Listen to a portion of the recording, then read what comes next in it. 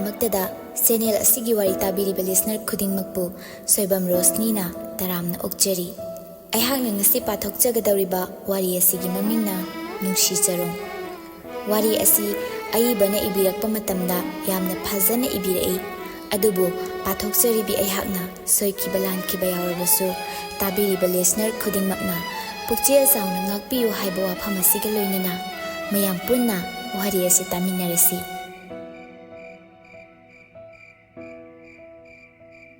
ꯅꯨꯃꯤꯗꯥꯡꯅꯤ, ꯌꯥꯝꯅ ꯊꯦꯡꯕ ꯃꯇꯝꯗꯤ ꯑꯣꯏꯗ꯭ꯔꯤ꯫ ꯂꯝꯕꯤ ꯁꯣꯔꯣꯛ ꯂꯝꯖꯥꯎꯗ ꯇꯔꯛ ꯇꯔꯛ ꯃꯤ ꯈꯔꯗꯤ ꯑꯗꯨꯃꯛ ꯆꯠꯂꯤ꯫ ꯒꯥꯔꯤ ꯈꯔꯁꯨ ꯆꯦꯜꯂꯤ꯫ ꯑꯗꯨꯒꯨꯝꯂꯕ ꯇꯥꯟꯖꯥ ꯑꯗꯨꯗ ꯅꯨꯄꯤ ꯃꯆꯥ ꯑꯃ ꯀꯟꯅ ꯆꯦꯜꯂꯛꯏ꯫ ꯑꯃꯨꯛꯁꯨ ꯇꯨꯡ ꯍꯟꯅ ꯌꯦꯡꯉꯤ꯫ ꯀꯅꯥꯒꯨꯝꯕ ꯑꯃꯅ ꯇꯥꯟꯅꯔꯛꯄꯒꯤ ꯃꯑꯣꯡꯅꯤ꯫ ꯑꯁꯨꯝꯅ ꯆꯦꯜꯂꯛꯄ ꯑꯗꯨꯗ ꯈꯪꯍꯧꯗꯦ ꯃꯃꯥꯡꯂꯣꯝꯗꯒꯤ ꯊꯧꯔꯛꯄ ꯒꯥꯔꯤꯅ ꯊꯦꯡꯈꯤꯕꯗꯨ꯫ ꯕ꯭ꯔꯦꯛ ꯈꯪꯐꯥ ꯐꯥꯔꯛꯄ ꯑꯗꯨꯗ ꯃꯅꯨꯡꯗ ꯂꯩꯔꯤꯕ ꯅꯨꯄꯥ ꯑꯗꯨꯅ ꯍꯥꯏꯔꯛꯏ, ꯇꯥꯇꯣꯟ, ꯀꯩꯗꯧꯔꯦ? ꯈꯨꯝꯂꯛꯏ ꯑꯃꯗꯨꯁꯨ, ꯁꯥꯔ, ꯃꯃꯥꯡꯗ ꯅꯨꯄꯤ ꯃꯆꯥ ꯑꯃ꯫ ꯇꯣꯡꯂꯝꯕ ꯅꯨꯄꯥ ꯑꯗꯨ ꯃꯃꯤꯠ ꯈꯪꯂꯥꯎ ꯂꯥꯎꯊꯣꯔꯛꯏ꯫ ꯃꯤ ꯊꯦꯡꯂꯦ ꯍꯥꯏꯕ ꯑꯗꯨꯗ ꯑꯗꯨꯁꯨ ꯅꯨꯄꯤ ꯃꯆꯥ ꯑꯃ꯫ ꯑꯃꯨꯛꯁꯨ ꯄꯨꯡꯐꯝ ꯑꯁꯤꯗ ꯃꯗꯨ ꯇꯥꯔꯨꯕꯗꯒꯤ ꯃꯈꯥꯗ ꯀꯨꯝꯊꯈꯤ꯫ ꯒꯥꯔꯤ ꯊꯧꯔꯝꯂꯤꯕ ꯅꯨꯄꯥ ꯑꯗꯨꯁꯨ ꯃꯇꯨꯡ ꯏꯟꯗꯨꯅ ꯀꯨꯝꯊꯔꯛꯏ꯫ ꯇꯥꯇꯣꯟꯅ ꯍꯪꯂꯛꯏ, ꯏꯕꯦꯝꯃ, ꯀꯌꯥꯝ ꯊꯤꯅ ꯁꯣꯛꯀꯦ? ꯅꯨꯄꯤ ꯃꯆꯥ ꯑꯗꯨ ꯃꯃꯥꯏ ꯍꯥꯏꯒꯠꯂꯛꯇꯦ, ꯑꯗꯨꯃꯛ ꯅꯣꯟꯊꯗꯨꯅ ꯂꯩ꯫ ꯀꯨꯔꯥꯡꯕꯥꯟ ꯍꯨꯔꯕ ꯈꯨꯅꯤꯡ ꯑꯗꯨ ꯇꯤꯟ ꯈꯔ ꯊꯥꯛꯇꯨꯅ ꯅꯣꯏꯔꯤ꯫ ꯑꯚꯤꯖꯤꯠ, ꯇꯥꯇꯣꯟ, ꯈꯔ ꯁꯣꯛꯄ ꯃꯥꯜꯂꯦ, ꯍꯣꯁꯄꯤꯇꯥꯜꯗ ꯄꯨꯅꯕ ꯇꯧꯁꯦ꯫ ꯐꯅꯤ ꯁꯥꯔ, ꯑꯁꯤ ꯈꯨꯝꯗꯨꯅ ꯂꯩꯃꯥꯏꯗ ꯐꯝꯂꯤꯕ ꯅꯨꯄꯤ ꯃꯆꯥ ꯑꯗꯨꯗ ꯍꯥꯏꯔꯛꯏ, ꯏꯕꯦꯝꯃ, ꯍꯣꯁꯄꯤꯇꯥꯜ ꯐꯥꯎꯕꯗꯪ ꯆꯠꯂꯒ ꯗ꯭ꯔꯦꯁꯤꯡ ꯇꯧꯔꯨꯁꯦ, ꯂꯥꯛꯑꯣ꯫ ꯑꯁꯤ ꯍꯥꯏꯕ ꯂꯣꯏꯕꯒ ꯇꯥꯇꯣꯟꯗꯤ ꯒꯥꯔꯤꯗ ꯀꯥꯈꯠꯈ꯭ꯔꯦ꯫ ꯅꯨꯄꯤ ꯑꯗꯨ ꯍꯧꯖꯤꯛ ꯐꯥꯎꯕ ꯃꯆꯤ ꯂꯦꯡꯉꯛꯇꯦ꯫ ꯑꯚꯤꯖꯤꯠꯇꯨ ꯈꯣꯟꯖꯦꯜ ꯀꯜꯂꯞꯅ, ꯆꯠꯄ ꯉꯝꯗ꯭ꯔꯕꯣ? ꯅꯨꯄꯤ ꯃꯆꯥ ꯑꯗꯨ ꯑꯗꯨꯝꯅ ꯑꯆꯧꯕ ꯈꯣꯟꯖꯦꯜ ꯑꯃ ꯇꯥꯕꯗꯨꯗꯗꯤ ꯃꯁꯥꯗꯨ ꯈꯪꯇꯥ ꯇꯥꯁꯤꯟꯈꯤ꯫ ꯑꯗꯨꯒ ꯈꯨꯔꯨ ꯈꯨꯗꯛ ꯀꯨꯟꯗꯨꯅ ꯐꯝꯃꯤ, ꯃꯃꯥꯏꯗꯨꯅ ꯈꯨ ꯀꯥꯔꯛꯇ ꯎꯞꯁꯤꯜꯂꯤ꯫ ꯇꯥꯗ꯭ꯔꯣ ꯑꯩꯅ ꯍꯥꯏꯁꯦ? ꯅꯨꯄꯤ ꯃꯆꯥ ꯑꯗꯨ ꯃꯃꯥꯏ ꯂꯨꯞꯊꯅ ꯑꯀꯤꯕꯇꯅ ꯊꯜꯂꯕ ꯈꯣꯟꯖꯦꯜꯗ ꯍꯥꯏꯔꯛꯏ, ꯅꯪꯁꯨ ꯑꯉꯝꯕꯅ ꯊꯥꯔꯛꯄ ꯃꯤꯔꯥ? ꯑꯚꯤꯖꯤꯠ ꯉꯛꯅ ꯈꯨꯝꯂꯛꯏ, ꯑꯉꯝꯕ ꯍꯥꯏꯗꯤ? ꯑꯁ, ꯑꯩ ꯑꯉꯝꯕ ꯅꯨꯡꯉꯝꯕ ꯑꯝꯇ ꯈꯪꯗꯦ꯫ ꯅꯪ ꯁꯣꯛꯏꯗꯣ ꯍꯣꯁꯄꯤꯇꯥꯜ ꯆꯠꯁꯦ ꯍꯥꯏꯕꯅꯦ꯫ ꯅꯨꯄꯤ ꯃꯆꯥ ꯑꯗꯨ ꯑꯀꯤꯕꯇꯅ ꯊꯜꯂꯕ ಮಿꯠꯌꯦꯡꯗ ꯁꯪꯇ꯭ꯔꯤꯛ ꯑꯚꯤꯖꯤꯠꯇ ꯌꯦꯡꯂꯛꯏ꯫ ꯑꯚꯤꯖꯤꯠ ꯁꯣꯔ ꯑꯃꯨꯛꯇꯪ ꯍꯣꯟꯗꯣꯛꯏ꯫ ꯂꯥꯛꯑꯔꯣꯏ ꯍꯥꯏꯕ ꯅꯠꯇ꯭ꯔꯣ? ꯐꯔꯦ, ꯂꯩꯍꯧꯔꯣ꯫ ꯑꯁꯤ ꯈꯛꯇꯅꯤ ꯍꯥꯏꯔꯝꯕ, ꯑꯗꯨꯒ ꯇꯨꯡ ꯑꯣꯟꯗꯨꯅ ꯆꯠꯈꯤ꯫ ꯅꯨꯄꯤ ꯃꯆꯥ ꯑꯗꯨꯁꯨ ꯈꯪꯆꯦꯟ ꯆꯦꯟꯁꯤꯜꯂꯛꯇꯨꯅ ꯑꯚꯤꯖꯤꯠꯀꯤ ꯃꯈꯣꯡꯗꯨ ꯀꯣꯟꯗꯨꯅ ꯀꯞꯂꯛꯏ, ꯁꯥꯔ, ꯑꯩ ꯀꯩꯁꯨ ꯇꯧꯗꯦ, ꯍꯣꯁꯄꯤꯇꯥꯜꯗ ꯄꯨꯕꯤꯗ꯭ꯔꯕꯁꯨ ꯌꯥꯅꯤ꯫ ꯑꯗꯨꯕꯨ ꯁꯥꯔ, ꯑꯩꯒꯤ ꯂꯨꯛꯃꯥꯏꯗ ꯍꯥꯞꯇꯨꯅ ꯌꯣꯟꯒꯗꯧꯔꯕ ꯏꯖꯠ ꯑꯁꯤꯃꯇꯗꯤ ꯀꯟꯕꯤꯌꯣ ꯁꯥꯔ꯫ ꯍꯥꯏꯕꯗꯤ? ꯁꯥꯔ, ꯑꯩꯕꯨ ꯁꯣꯏꯗꯅ ꯊꯤꯕ ꯃꯐꯝ ꯑꯁꯤꯗ ꯌꯧꯔꯛꯂꯅꯤ꯫ ꯋꯥ ꯌꯥꯝꯅ ꯍꯥꯏꯕꯒꯤ ꯃꯇꯝ ꯂꯩꯇ꯭ꯔꯦ꯫ ꯑꯩꯕꯨ ꯑꯃꯨꯛꯇꯗꯤ ꯀꯟꯕꯤꯌꯣ꯫ ꯍꯥꯏꯕꯒ ꯇꯧꯕꯒ ꯌꯥꯝꯂꯕ ꯅꯨꯄꯥ ꯃꯌꯥꯝ ꯑꯗꯨꯅ ꯅꯨꯄꯤ ꯃꯆꯥ ꯑꯗꯨꯕꯨ ꯊꯤꯔꯛꯂꯤ꯫ ꯅꯨꯄꯤ ꯃꯆꯥ ꯑꯗꯨꯅ ꯑꯚꯤꯖꯤꯠꯇ ꯑꯣꯟꯁꯤꯜꯂꯒ, ꯁꯥꯔ, ꯑꯩꯅ ꯍꯥꯏꯕꯁꯤꯡꯗꯨꯅꯤ, ꯑꯩꯕꯨ ꯑꯃꯨꯛꯇꯗꯤ ꯀꯟꯕꯤꯌꯨꯕ꯫ ꯑꯚꯤꯖꯤꯠꯇꯨ ꯃꯍꯧꯁꯥꯅ ꯅꯨꯄꯤ ꯅꯍꯥꯁꯤ ꯀꯌꯥ ꯍꯩꯅꯗꯦ꯫ ꯑꯗꯨꯕꯨ ꯉꯁꯤ ꯃꯃꯥꯡꯃꯛꯇꯗ ꯏꯆꯝ ꯆꯝꯖꯕ ꯅꯨꯄꯤ ꯃꯆꯥ ꯑꯃꯅ ꯀꯟꯕꯤꯌꯨ ꯍꯥꯏꯅ ꯆꯪꯖꯔꯛꯂꯕꯗ ꯀꯔꯝꯅ ꯊꯝꯂꯝꯒꯅꯤ ꯆꯥꯍꯤꯡ ꯆꯥꯕꯁꯤꯡ ꯑꯗꯨꯒꯤ ꯃꯈꯨꯠꯇ? ꯅꯨꯄꯤ ꯃꯆꯥ ꯑꯗꯨꯕꯨ ꯒꯥꯔꯤꯗ ꯇꯣꯡꯈꯠꯍꯜꯂꯤ, ꯑꯗꯨꯒ ꯄꯨꯜꯂꯤꯕ ꯇꯥꯏ ꯑꯗꯨ ꯍꯥꯏꯐꯦꯠ ꯁꯦꯝꯂꯒ ꯃꯃꯥꯡꯂꯣꯝꯗ ꯊꯣꯛꯂꯛꯏ꯫ ꯃꯥ ꯊꯣꯛꯂꯛꯄꯗꯨ ꯎꯕꯗ ꯀꯛꯉꯥꯎꯅꯅ ꯂꯩꯔꯝꯕ ꯅꯨꯄꯥꯁꯤꯡ ꯑꯗꯨ ꯃꯉꯣꯟꯗ ꯑꯣꯟꯁꯤꯟꯗꯨꯅ ꯍꯪꯂꯛꯏ, ꯁꯣꯝꯗ ꯅꯨꯄꯤ ꯃꯆꯥ ꯑꯃ ꯆꯦꯟꯈꯤꯕ ꯎꯕ꯭ꯔꯣ? ꯅꯨꯄꯤ ꯅꯨꯄꯥ ꯂꯣꯏꯅ ꯆꯠꯂꯤ, ꯀꯔꯝꯕꯅꯣ ꯅꯪꯅ ꯍꯪꯉꯤꯁꯦ? ꯅꯨꯄꯥ ꯑꯃꯅ ꯑꯚꯤꯖꯤꯠꯀꯤ ꯐꯨꯔꯤꯠꯀꯤ ꯀꯣꯂꯔꯗꯨ ꯇꯥ ꯄꯥꯏꯗꯨꯅ ꯍꯥꯏꯔꯛꯏ, ꯑꯩꯈꯣꯏꯅ ꯍꯪꯉꯤꯁꯦ ꯈꯨꯝꯃꯛꯑꯣ, ꯂꯥꯛꯏ ꯂꯥꯛꯇꯦ ꯁꯁꯥꯏꯔꯣ? ꯑꯚꯤꯖꯤꯠ ꯅꯨꯄꯥꯗꯨꯒꯤ ꯃꯈꯨꯠꯇꯨ ꯐꯠ ꯀꯟꯊꯣꯛꯈꯤꯗꯨꯅ ꯍꯥꯏꯔꯛꯏ, ꯑꯩꯁꯤꯕꯨ ꯅꯣꯏ ꯅꯄꯥꯗꯨꯅ ꯂꯝꯕꯤꯁꯤꯗ ꯆꯠꯄ ꯃꯤ ꯌꯦꯡꯁꯤꯟꯅꯕ ꯊꯝꯕ ꯃꯤꯅꯥꯏ ꯑꯣꯏꯅ ꯎꯔꯨꯕ꯭ꯔꯣ? ꯍꯣꯏ, ꯏꯕꯨꯡꯉꯣ, ꯅꯁꯥꯗꯣ ꯏꯃꯨ ꯅꯥꯏꯃꯨ ꯇꯥꯗ꯭ꯔꯤꯉꯩ ꯅꯨꯄꯤ ꯃꯆꯥꯗꯨꯅ ꯆꯠꯈꯤꯕ ꯂꯝꯕꯤꯗꯣ ꯁꯁꯥꯏꯔꯣ? ꯑꯚꯤꯖꯤꯠ ꯁꯣꯔ ꯑꯁꯥꯡꯕ ꯑꯃ ꯍꯣꯟꯗꯣꯛꯂꯒ, ꯑꯩꯅ ꯎꯍꯧꯗꯦ ꯍꯥꯏꯁꯦ? ꯎꯍꯧꯗ꯭ꯔꯕꯅꯤ, ꯋꯥ ꯃꯈꯥ ꯁꯨꯝ ꯇꯥꯔꯛꯑꯗꯤꯅꯦ ꯑꯐꯕ ꯌꯥꯎꯔꯣꯏ, ꯆꯠꯂꯣ꯫ ꯂꯥꯛꯏꯕ ꯅꯨꯄꯥꯁꯤꯡ ꯑꯗꯨꯁꯨ ꯍꯟꯗꯦ꯫ ꯑꯚꯤꯖꯤꯠ ꯋꯥꯍꯩ ꯑꯣꯏꯅ ꯍꯥꯏꯔꯝꯕꯗꯒꯤ ꯈꯪꯍꯧꯗꯦ nongmai adu saturak-tuna blank fire anirak ahumlak tawkiba. Aduga nongmai aduna nupasing aduda aim tawduna hairei. Hairedana, uhaudena. Noi amamam to oina loisilo haibro. Ha, mafam sida loisilo haibraba. Noi gumbasidine, kaisu leiba nateko. Laiba nupasingdu tung haifet halaga khangsen chenki. Abhijit masinda soli. Kai kandabada. Taton gari manungda soli. Is, masigi phibamsidi imana pokpadagi uzadrine. Mahausana Abhijitsi yamna ingza tapsaba. Mina waka nanganglakpada mana naugthabagi sarukta oibani. Masada loina duna chatpa license gan nomata puthokduna wangangde. Dhab sab tawba haiba natte. Adubu amukta udriba phibam adu ubada ngakpani. Abhijit gari karakle. Madugi matung gari do thawba hokre.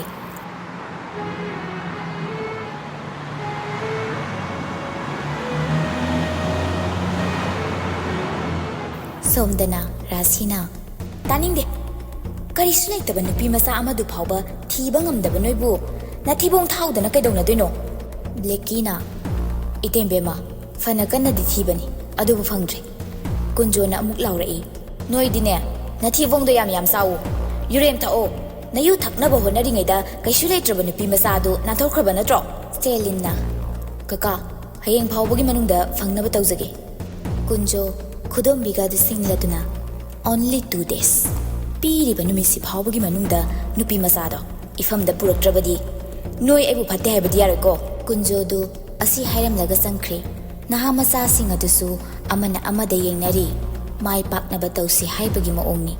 Aduga kunjo gi matung induna sangkhre. Rasi du tumin phamthaduna khonjel nikna sonjari. Ibema isana lairuba maphamda Tek the kaida Nako Papa sick than labor oyuko Namasak labina dom sahibu Nang nangakpiyuko Somdana kamdauri Abhijit na hanglai Magi hek nakanduda Aki batana langoi chanduna phamliba nupi macha aduda Kaida tilamaino Maphamamata Aibu kanana su uraroitaba Thaibangi kalakpa yengthiba yaudaba maphamamada Abhijit amuktang yenglai nupi masa adugi koktagi ton phauba nganglai iba wangang aduga uriba sakpham aduga asukki matik khenakre icham chamba wahangni kadaida thilamu haibano haibasi adubu nupi masa adugi paukhumdi lausinbada asukki matik lukre karamba maphamdano mabu thamlamgadaba hingduna lairiba sangsar asidadi kalakpa mi hauba leitaba haunade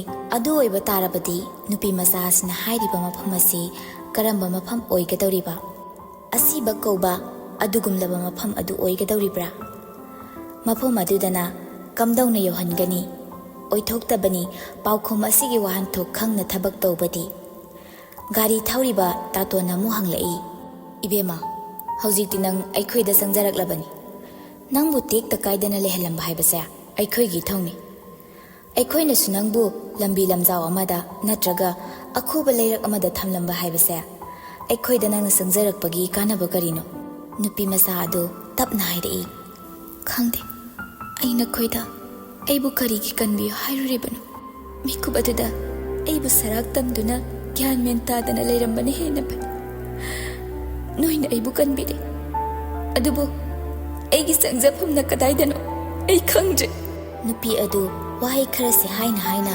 hek launa kapthorakle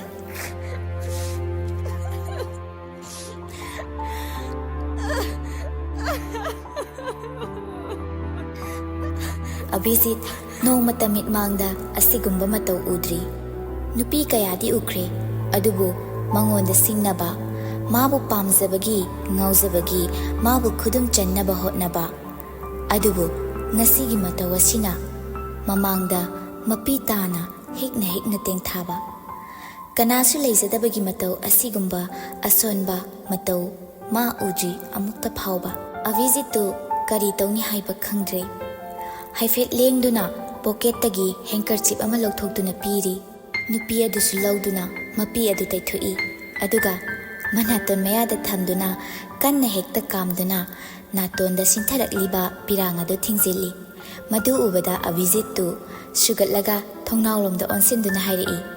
Taton, aiko yumda dum thawro. Kai haibanu sir? Aiko yumda dum thawro haiba. Nupi se chelage haijalo maisibo. Pictru se. Makha taba wa ngangnadre. Adum thawrakle mayum tamna. Horn haifet khongba takibadani. Maimudu taha thoklaktuna gate hanlaribadu. Tatonsu gari du thaujilaktuna sumang aduda khami. Abhijit kumthaduna gari da tonglibi aduda hai. Kumtharo tapna. Nupi masadu ngaihakti gari manungdagi uriba akoibagi phibam aduda yengi. Kumlagana kari, kumdragana kari. Haifeti khalli. Adubu ahingduma gari manung aduda yarik pasu yadawba nattabanina tapna kumtharaktuna Abhijit ki marumda lepi. Maimudi Abhijit na nupi ama puraga lakpaduda imungda onsinduna lawi. Haima, imai bima, hoi mai bimo. Aikoi da se nupi se lemi, thoglo imi nangbo. Kaidawri no khangde. Maimo, kaino nang haidubo? Is khangzare. Ikaidana ga satawri. Taton su khumlei. Climax fazadawri. Film se hojik. Sana su taha thoglei. Aduga maimuda onsinduna. Hey, Maimu, aibu taba nungaiba wa mataki. Chumlabro madubo. Maimudu khumludre. Onsinduna ingit tawi. Abhijit ki maningda leire haiduna.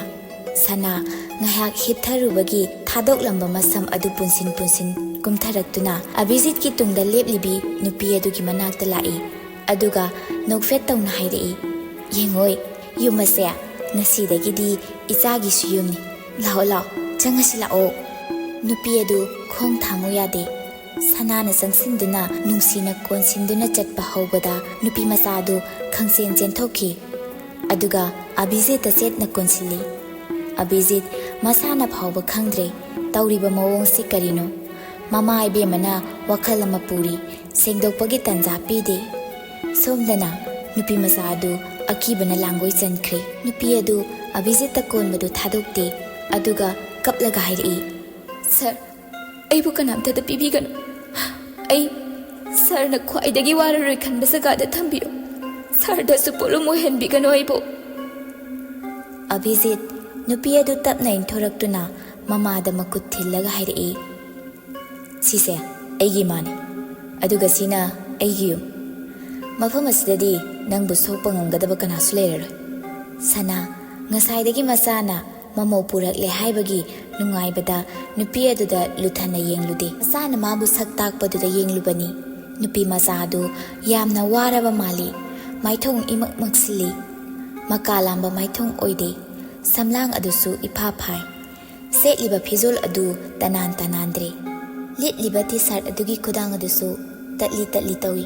Setliba perel pen adusu iwawawri. Amot pa zagada turubagi oirambasu yai. Tubagi wakhal singsilibagi maramdi makudang adu khara khebatle. Khunam adusu shokibagi dakle. Laibak masi adudasu piktakna ithokraga kangsinbagi mawongda leiri. Sanana hairei. Karino ne tawrisibo? Aibo amuktadi wakhal talo. Ibungo, karino tawrise? Mamagi wado tabada Abhijit na. Ima, imungda sanarasi. Asi khaktani hairamba. Aduga nupi masadu samduna chankre. Sanasu satminaruriba tatonda yenglei. Taton, karino tawrise? Ibungo na nupi masase namahaduna purakbra. Natraga karino ba? Nupi masasigi phibamasina kamdauna. Taton su khumlakhidre. Sor sangna hondoklaga chankre. Maimusu adumangai. Sana tawfong khangda mapuroiba rajenbu haudoktuna sofa ka adomda lai. Nupa masa namana haibase karino? Abhijit ngasai mana halakpadagi mayum yobu phauba thokiba thodok adu amata sithadana liri. Sana madu taruraga nupi masadugi manakta jangsilai. Phariba samsing adu makut aduna haifet nantharaga hairei. Isagi mingdi kari koba. Nupi masadu yenglei sanada. Ngasi phaubada maphamda kanagumba amatana isadi hairaktre. Hairabasu aduk nungsina haibadi haibiraktre. Sanana ahanbani adumna nungsina haibirakpa. Nupi masa adu mapukning khangnung nungsirei. Mapisu tarei. Kigano ꯏꯁꯥꯒꯤꯗꯃꯛ ꯑꯩꯈꯣꯏ ꯑꯁꯨꯛ ꯌꯥꯝꯅ ꯂꯩꯔꯤꯕꯁꯤꯗꯤ ꯏꯁꯥꯒꯤ ꯃꯤꯡ ꯀꯔꯤ ꯀꯧꯒꯦ? ꯅꯨꯄꯤ ꯃꯆꯥ ꯑꯗꯨ ꯇꯞꯅ ꯈꯨꯝꯂꯛꯏ, ꯈꯨꯁꯤ꯫ ꯀꯔꯤ ꯂꯝꯗꯒꯤꯅꯣ ꯏꯆꯥꯗꯤ? ꯑꯩꯒꯤ ꯌꯨꯝ ꯀꯗꯥꯏꯗꯅꯣ ꯑꯩ ꯈꯪꯗꯦ꯫ ꯑꯩꯅ ꯋꯥꯈꯜ ꯇꯥꯔꯛꯄꯗ ꯂꯩꯔꯝꯕ ꯌꯨꯝꯗꯣ ꯑꯩꯒꯤ ꯅꯠꯇꯦ ꯍꯥꯏ ꯃꯣꯏꯅ꯫ ꯅꯨꯄꯤ ꯃꯆꯥ ꯑꯗꯨꯒꯤ ꯋꯥꯗꯨ ꯇꯥꯕꯗ ꯔꯥꯖꯦꯟꯁꯨ ꯍꯪꯂꯛꯏ, ꯃꯣꯏꯅ ꯍꯥꯏꯕꯗꯤ ꯑꯩꯒ ꯂꯩꯃꯤꯟꯅꯔꯤꯕꯁꯤꯡꯗꯨꯅ꯫ ꯑꯩꯁꯦ ꯃꯣꯏꯒꯤ ꯀꯅꯥꯅꯣ ꯍꯪꯂꯕꯁꯨ ꯃꯤꯅꯥꯏ ꯍꯥꯏꯕ ꯋꯥꯍꯩꯁꯤꯗꯒꯤ ꯍꯦꯟꯅ ꯑꯇꯣꯞꯄ ꯋꯥꯍꯩ ꯑꯩ ꯇꯥꯕ ꯐꯪꯂꯛꯇꯦ꯫ ꯑꯩꯅ ꯋꯥꯈꯜ ꯈꯖꯤꯛ ꯇꯥꯔꯛꯄꯗ ꯊꯣꯛꯈꯤꯕ ꯊꯧꯗꯣꯛ, ꯍꯧꯖꯤꯛ ꯑꯣꯏꯔꯤꯕ ꯐꯤꯕꯝ ꯑꯩ ꯑꯃꯠꯇ ꯆꯤꯡꯁꯤꯟꯕ ꯉꯝꯗꯦ꯫ ꯏꯟꯗꯣꯝꯆꯥꯒꯤ ꯁꯛꯇꯝꯁꯨ ꯑꯩ ꯉꯁꯤ ꯐꯥꯎꯕ ꯈꯪꯗ꯭ꯔꯤ꯫ ꯀꯀꯥ ꯂꯩꯔꯗꯤ ꯁꯥꯗꯒꯤꯁꯨ ꯍꯦꯟꯅ ꯇꯝꯊꯤꯕ ꯃꯤꯁꯛ ꯑꯣꯏ, ꯀꯀꯥ ꯂꯩꯇꯕ ꯃꯇꯝꯗꯅ ꯃꯤ ꯃꯥꯟꯕꯒꯨꯝ ꯇꯧꯏ꯫ ꯑꯃꯨꯛꯁꯨ ꯔꯥꯖꯦꯟꯅ ꯍꯪꯂꯛꯏ, ꯃꯈꯣꯏꯒꯤ ꯌꯨꯝꯗꯤ ꯀꯗꯥꯏꯗꯅꯣ ꯏꯕꯦꯝꯃ? ꯀꯣꯡꯕꯗ꯫ ꯁꯅꯥꯅ ꯑꯃꯨꯛ ꯍꯥꯏꯔꯛꯏ, ꯏꯆꯥꯁꯦ ꯑꯉꯥꯡ ꯑꯣꯏꯅꯁꯨ ꯎꯔꯤ꯫ ꯆꯍꯤꯕꯨ ꯀꯌꯥ ꯁꯨꯔꯒꯦ ꯏꯆꯥꯕꯨ?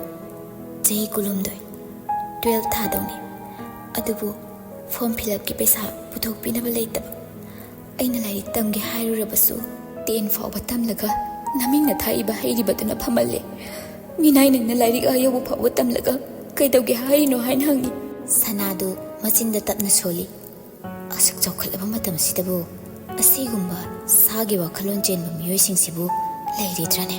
ꯈꯨꯁꯤ ꯑꯃꯨꯛꯁꯨ ꯃꯈꯥ ꯇꯥꯔꯛꯏ, ꯉꯁꯤꯁꯨ ꯃꯈꯣꯏꯒꯤ ꯄꯩꯁా ꯈꯔ ꯐꯪꯅꯕꯒꯤꯗꯃꯛ ꯑꯩꯕꯨ ꯂꯨꯛꯃꯥꯏꯗ ꯍꯥꯞꯇꯨꯅ ꯌꯣꯟꯕꯅꯤ꯫ ꯑꯩꯅ ꯃꯈꯣꯏꯒꯤ ꯋꯥꯔꯤ ꯇꯥꯔꯨꯕꯗꯒꯤ ꯇꯨꯃꯤꯟꯅ ꯆꯦꯟꯊꯣꯔꯛꯄꯅꯤ꯫ ꯋꯥꯔꯤꯗꯨꯁꯨ ꯏꯟꯗꯣꯝꯆꯥꯅ ꯇꯝꯂꯛꯄꯅꯤ꯫ ꯑꯩ ꯆꯦꯟꯊꯣꯔꯛꯑꯕ ꯃꯇꯨꯡ ꯃꯈꯣꯏꯒ ꯈꯔ ꯃꯨꯛꯅꯈ꯭ꯔꯦ꯫ ꯑꯩꯕꯨ ꯃꯈꯣꯏꯅ ꯍꯟꯖꯤꯟ ꯍꯟꯖꯤನ್ ꯐꯨꯕꯤ꯫ ꯑꯩꯁꯨ ꯏꯃꯥ ꯏꯃꯥ ꯍꯥꯏꯅ ꯀꯞꯂꯝꯕꯗꯒꯤ ꯂꯩꯔꯝꯕ ꯊꯧꯅꯥ ꯄꯨꯝꯕ ꯈꯣꯝꯖꯤꯟꯗꯨꯅ ꯃꯣꯏꯒ ꯂꯝꯕꯥ ꯄꯥꯔꯤ꯫ ꯏꯅꯥꯛꯇ ꯂꯩꯔꯝꯕ ꯂꯩꯉꯣꯏ ꯈꯔꯗꯨ ꯄꯪꯁꯥꯏꯗ ꯆꯠꯁꯤꯜꯂꯝꯃꯒ ꯑꯩ ꯆꯦꯜꯂꯛꯄꯗ ꯁꯥꯔꯒ ꯊꯦꯡꯅꯗꯨꯅ ꯏꯃꯥ ꯍꯣꯏꯒꯤ ꯅꯥꯛꯇ ꯂꯩꯔꯤꯕꯁꯤꯅꯤ꯫ ꯈꯨꯁꯤꯒꯤ ꯋꯥꯔꯤ ꯑꯗꯨꯗ ꯃꯌꯥꯝꯗꯨ ꯇꯤꯉꯛ ꯇꯤꯉꯛ ꯌꯦꯡꯂꯛꯏ꯫ ꯐꯤꯂꯝꯗ, ꯋꯥꯔꯤꯗ, ꯗ꯭ꯔꯃꯥꯗ ꯇꯥꯔꯤ, ꯎꯔꯤ ꯍꯟꯖꯤꯟ ꯍꯟꯖꯤൻ ꯑꯁꯤꯒꯨꯝꯕ ꯊꯧꯗꯣꯛ ꯑꯁꯤ꯫ ꯑꯗꯨꯕꯨ ꯉꯁꯤꯗꯤ ꯃꯈꯣꯏꯒꯤ ꯃꯤꯠꯃꯥꯡꯗ ꯊꯣꯛꯂꯔꯤ꯫ ꯅꯨꯄꯤ ꯃꯆꯥ ꯑꯗꯨꯅ ꯑꯃꯝꯕ ꯑꯍꯤꯡ ꯉꯥꯏꯍꯥꯛꯀꯤ ꯃꯃꯥꯡ ꯑꯗꯨꯗ ꯐꯥꯎꯔꯝꯒꯗꯕ ꯑꯗꯨ ꯆꯤꯡꯁꯤꯜꯂꯨꯕꯗ ꯇꯨ ꯆꯨꯡꯏ꯫ ꯁꯅꯥꯅ, ꯂꯥꯛꯑꯣ ꯂꯥꯛꯑꯣ ꯏꯆꯥꯁꯤꯗꯤꯅꯦ,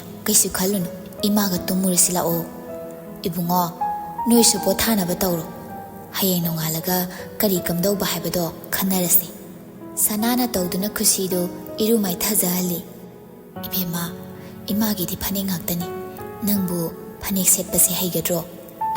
ꯍꯩꯅꯤ꯫ ꯁꯅꯥ ꯐꯅꯦꯛ ꯑꯃ ꯂꯧꯊꯣꯛꯇꯨꯅ ꯄꯤ, ꯑꯗꯨꯒ ꯍꯥꯏꯔꯛꯏ, ꯏꯃꯥꯒꯤ ꯐꯨꯔꯤꯠꯁꯦ ꯆꯥꯎꯒꯗ꯭ꯔꯥ ꯈꯪꯗꯦ, ꯅꯪꯒꯤ ꯐꯨꯔꯤꯠ ꯁꯦꯒꯥꯏꯕꯗꯣ ꯂꯤꯠꯄꯗꯨ ꯅꯨꯡꯉꯥꯏꯇꯦ꯫ ꯁꯦ, ꯁꯤ ꯂꯤꯠꯂꯨ, ꯍꯌꯦꯡ ꯕꯖꯥꯔꯗꯒꯤꯅꯦ ꯏꯆꯥꯗ ꯆꯥꯒꯗꯕ ꯐꯤꯔꯣꯜ ꯃꯌꯥꯝ ꯑꯃ ꯂꯩꯊꯣꯛꯑꯒ ꯂꯣꯏꯔꯦꯗꯅ꯫ ꯈꯨꯁꯤ ꯈꯨꯝꯗꯦ, ꯂꯧꯁꯤꯟꯗꯨꯅ ꯕꯥꯊꯔꯨꯝꯗ ꯆꯪꯗꯨꯅ ꯍꯣꯡꯗꯣꯛꯂꯕ ꯃꯇꯨꯡꯗ ꯊꯣꯛꯂꯛꯏ꯫ ꯃꯥꯅ ꯊꯣꯔꯛꯄꯗ ꯁꯅꯥꯅ ꯐꯃꯨꯡ ꯐꯥꯅꯨꯡꯗꯨ ꯅꯤꯡꯊꯤꯅ ꯊꯥꯗꯨꯅ ꯂꯩꯔꯝꯃꯤ꯫ ꯂꯣꯏꯔꯕꯣ?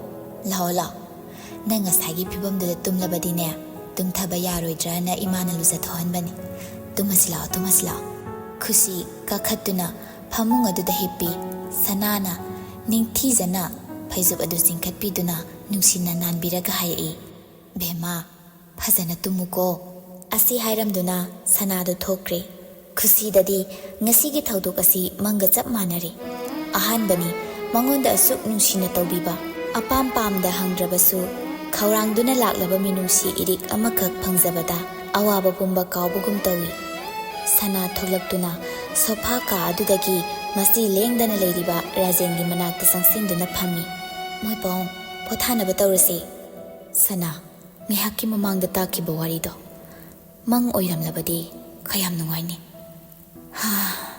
ꯈꯪꯗ꯭ꯔꯦ, ꯅꯨꯄꯤ ꯃꯆꯥꯁꯦ ꯃꯈꯣꯏꯒꯤ ꯃꯈꯨꯠꯇ ꯑꯃꯨꯛ ꯁꯤꯟꯅꯈꯤꯕꯁꯨ ꯀꯤꯖꯩ꯫ ꯑꯩꯈꯣꯏꯗ ꯆꯪꯖꯔꯛꯂꯕ ꯃꯥꯕꯨ ꯑꯃꯨꯛ ꯑꯗꯨꯅꯤ꯫ ꯑꯗꯨꯕꯨ ꯃꯥꯒꯤꯁꯨ ꯃꯃꯥ ꯃꯄꯥ ꯅꯠꯇ꯭ꯔꯕꯁꯨ ꯃꯥꯅ ꯂꯩꯔꯝꯕ ꯃꯐꯝ ꯑꯗꯨꯗ ꯄꯥꯎ ꯑꯃꯇꯪ ꯍꯣꯗꯣꯛꯄꯅ ꯆꯨꯝꯒꯗ꯭ꯔꯥ ꯈꯜꯂꯤ꯫ ꯑꯗꯨꯗ ꯀꯩꯗꯧꯔꯕ? ꯃꯈꯣꯏꯅ ꯂꯤꯈꯨꯟ ꯈꯔ ꯈꯖꯤꯛ ꯐꯪꯈꯤꯕꯗ ꯅꯨꯄꯤ ꯃꯆꯥ ꯑꯁꯤꯒꯤ ꯄꯨꯟꯁꯤꯅ ꯀꯔꯤ?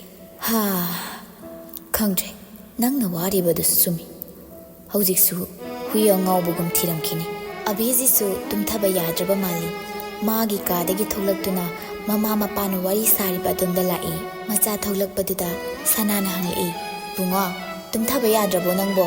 ꯏꯃꯥ, ꯉꯁꯤꯒꯤ ꯑꯍꯤꯡꯁꯤꯃꯗꯤ ꯃꯥ ꯁꯤꯗ ꯂꯩꯔꯤ꯫ Hayeng na kadaida.